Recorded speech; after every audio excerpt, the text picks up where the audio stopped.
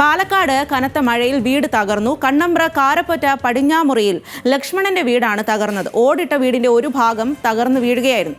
പാലക്കാട് നിന്നും അജിത് ബാബുവാണ് ഈ വാർത്തയുടെ കൂടുതൽ വിശദാംശങ്ങളുമായി ചേരുന്നത്.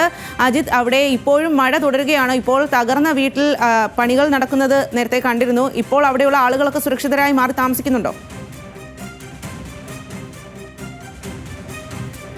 സ്വാതി, ഇത്തരത്തിൽ ഇപ്പോൾ മഴ മാറി നിൽക്കുന്ന സാഹചര്യമാണുള്ളത്. ഇതിൽ പ്രധാനപ്പെട്ട കാര്യം വൃക്ക രോഗിയാണ് ലക്ഷ്മണൻ. ഡയാലിസിസ് കഴിഞ്ഞ് വന്ന് വിശ്രമിക്കുന്ന ഘട്ടത്തിലാണ് ഈ അപകടം ഉണ്ടാകുന്ന സാഹചര്യം ഉണ്ടായത്. ഇടിഞ്ഞു വീണ ഭാഗം ലക്ഷ്മണന്റെ മുറിയുടെ ഭാഗമായിരുന്നു. പക്ഷെ എന്നാൽ ഈ അപകട സമയത്ത് ലക്ഷ്മണൻ മറ്റൊരു മുറിയിലായതുകൊണ്ടാണ് ആളപായം ഉണ്ടാകാഞ്ഞത്. ഈ വീട്ടിൽ ഭാര്യയും മക്കളുമാണ് ലക്ഷ്മണന്റെ കൂടെയുള്ളത്. ഇന്ന് രാവിലെ 8:30 കൂടിയാണ് ഈ സംഭവം ഉണ്ടാകുന്നത്.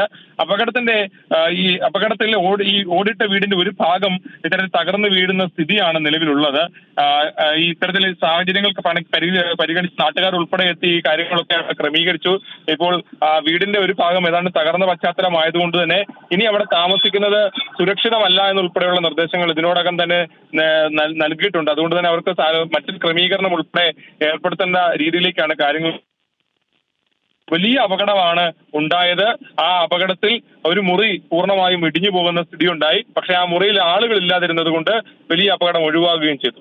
സ്വാതി. ശരി അജിത്, പാലക്കാടാണ് ഇത്തരത്തിൽ വീടിന്റെ ഒരു ഭാഗം തന്നെ തകർന്നു വീണത് എന്നുള്ളതാണ്. ആ വിവരങ്ങളാണ് അജിത് ബാബു നൽകിയത്.